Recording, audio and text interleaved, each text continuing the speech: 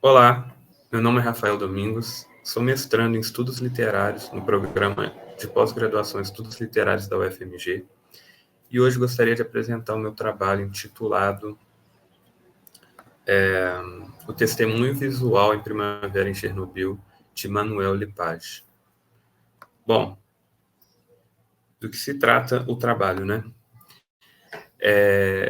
Eu analiso nesse trabalho a HQ Primavera em Chernobyl. Trata-se de uma reportagem em quadrinhos desenhada e escrita por Emmanuel Lepage, um artista francês, e narra a trajetória do grupo Desastre, que vai até Chernobyl para poder registrar as consequências do desastre de Chernobyl ocorrido em 1986, depois de mais de 20 anos. O que chama a atenção dessa reportagem em quadrinhos é a reflexão que o autor propõe sobre trauma e representação. Como transmitir em desenhos a realidade do horror invisível da radiação. Bom, ao chegar em Chernobyl, os objetivos e os conceitos de Lepage são abalados pela realidade que se impõe. Com isso, ele se pergunta como manter o compromisso com a realidade se aquilo que é visto não diz nada sobre o horror de Chernobyl. Como tornar visível o invisível da radiação, representar o irrepresentável? Porque o que acontece, né? Quando ele chega lá, diferente do imaginário que existe sobre Chernobyl, o que ele encontra são pessoas que vivem nas zonas de exclusão, zonas contaminadas, mas têm uma vida cotidiana comum. E nos locais onde foram desocupadas por conta do nível de radiação, a natureza tomou conta e o que ele encontra, na verdade, é uma beleza exuberante. Então, como reportar isso? Como documentar isso? E como tornar também essa matéria, essa reportagem útil para denunciar os perigos da radiação? Então, o autor, a partir dessa dificuldade que se impõe, ele tenta resolver isso com algumas estratégias artísticas. A principal é o uso de metadesenhos, ou seja, desenhos que ele realiza, rascunhos que ele realiza no trabalho, durante as visitas às zonas contaminadas, e que ele mantém encartado na obra final. O contraste de estilos entre esses metadesenhos e os desenhos correntes da narrativa, e uma abdicação do realismo nos seus desenhos. Bom, a proposta aqui é ler Primavera em Chernobyl a partir da literatura de testemunho. A literatura de testemunho é uma tradição literária disseminada principalmente a partir dos relatos dos sobreviventes do Holocausto. E essa literatura é marcada por trazer em si os problemas relacionados à representação da experiência,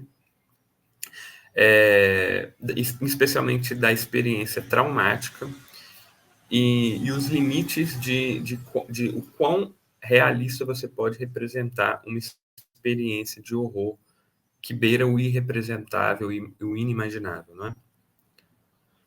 Bom, então vou trazer algumas questões sobre trauma, representação e testemunho.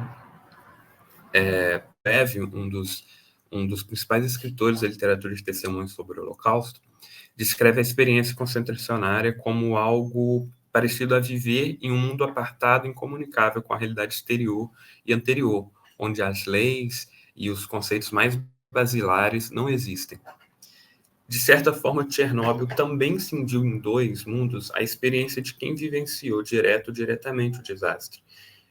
Jamais tínhamos presenciado, né, uma catástrofe nuclear dessa dimensão, com a dimensão de atingir, de ultrapassar as fronteiras locais, e também a própria noção do tempo alterada, já que a radiação pode sobreviver por milhares de anos na Terra, não é? Esse ponto de ruptura entre o mundo em que se vive e o da consciência é o que a psicanálise chama de trauma.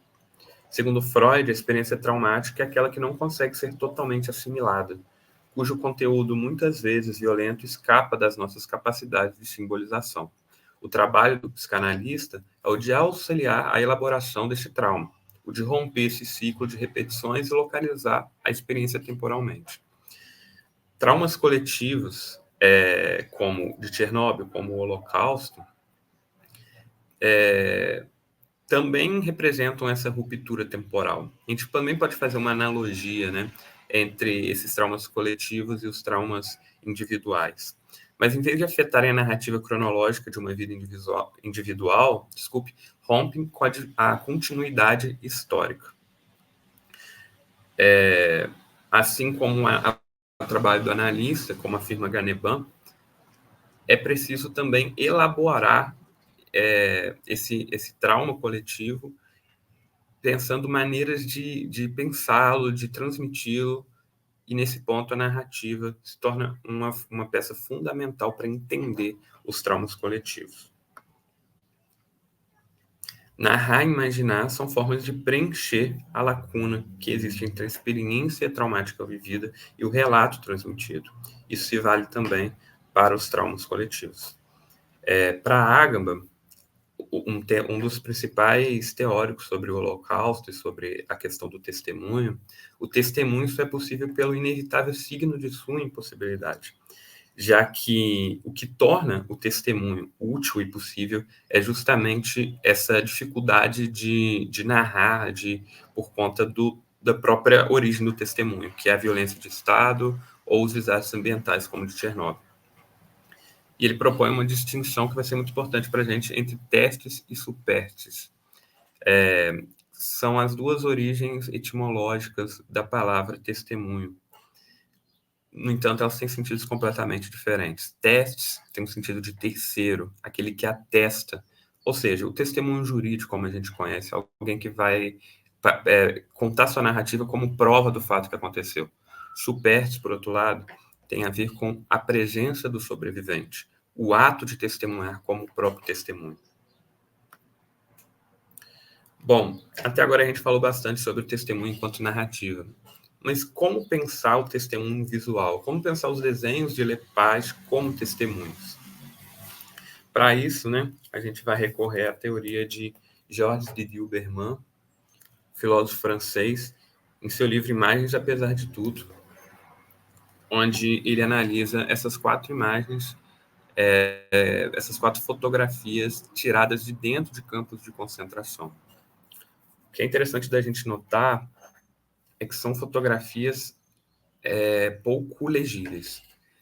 Há muita dificuldade assim de entender o que está acontecendo nessas cenas.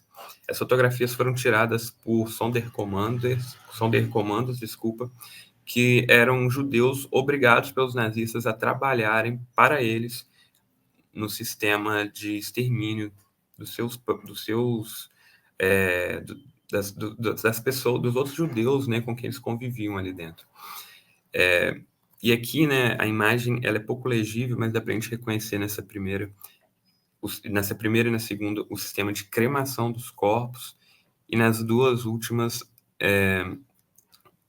pessoas sendo levadas às câmaras de gás para serem mortas. Bom, segundo Didier Berman, o historiador tem muita dificuldade de ler as imagens, pois ora pede muito pouco, ora pede demais delas.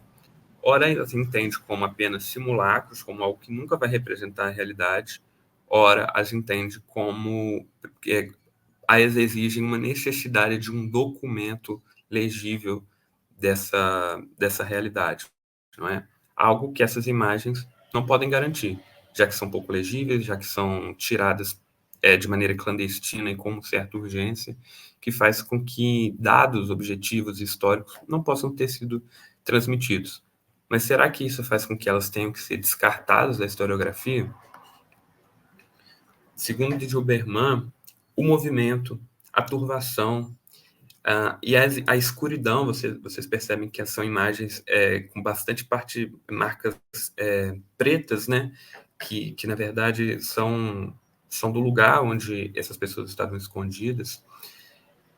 Na verdade, isso que a historiografia descartaria é o que caracteriza essas imagens como testemunho, pois são as marcas visuais das condições pelas quais essas fotografias foram tiradas.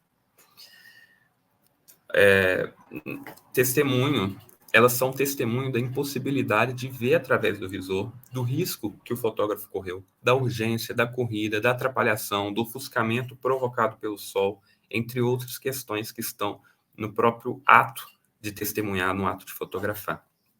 Dessa forma, a gente pode fazer essa distinção entre esse testemunho que a historiografia pede, como documento do horror, testes, e esse testemunho visual, fotográfico, como superstes. Aqui eu escrevi errado, como superstes, ou seja, como a marca da presença do testemunho, da testemunha, e que traduz a sua própria condição de testemunhar. Bom, assim a gente entra na análise. Vou tentar ser breve aqui. Bom, a gente pode dividir a narrativa de Primavera em Chernobyl em 4 momentos.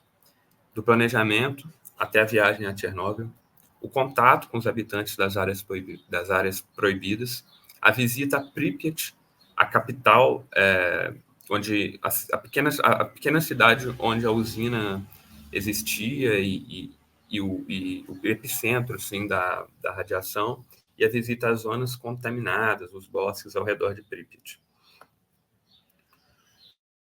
Nesse primeiro momento, há uma apresentação dos bastidores da viagem, e aqui é uma parte totalmente jornalística, onde o autor apresenta seus documentos. Aqui a gente repara que é uma arte bem realista.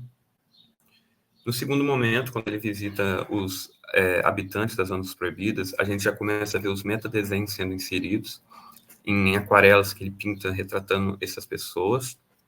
Aqui a gente já começa a ver alguns contrastes entre as artes. Bom, a visita a Pripyat é um momento onde ele vai para o epicentro do desastre, não é? E aqui é muito interessante como que ele encarta essas imagens completamente abstratas. São imagens feitas com pressa, feitas com hesitação, inacabadas, justamente porque ele estava com pressa naquele momento, porque ele tinha um tempo máximo, já que a radiação, existe um tempo máximo que você pode ficar exposto à radiação. E, além disso, ele precisava desenhar com luvas por conta do contexto da contaminação, e isso está impresso no desenho com uma marca visual, o que eu defendo que é um testemunho visual. No último momento, quando ele visita os bosques, essa questão da abstração dos desenhos, que antes era acidental, se torna deliberada, já que o autor abre mão deliberadamente de qualquer pretensão objetiva para fazer desenhos completamente abstratos, usando cores, justamente para demonstrar muito mais os aspectos subjetivos e as suas sensações do que necessariamente um documento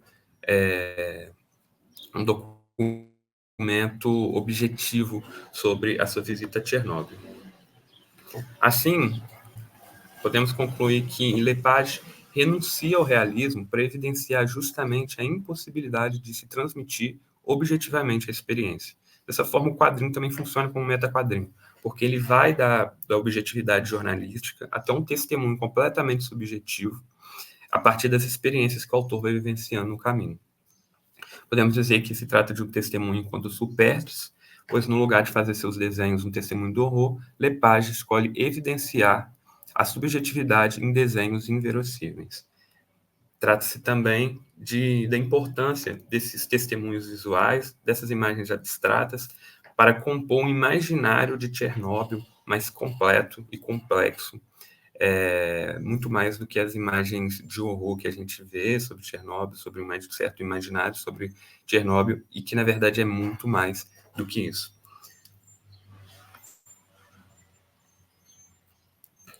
Bom, espero que vocês tenham gostado.